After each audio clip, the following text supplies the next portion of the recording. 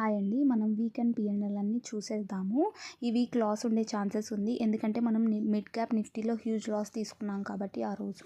So మనము 24 to 25K అనేది loss చూపిస్తుంది నాకు తెలిసి ఈ వీక్ అనేది. No problem.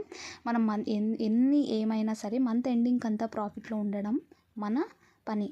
చూద్దాము. చూడండి 25.37K అనేది లాస్ వచ్చింది. మనం 3 days మాత్రమే ప్రాఫిట్లో ఉన్నాము. ఆ 3 days ఎంత వచ్చింది అనేది కూడా ఇప్పుడు మనం చూసేద్దాం.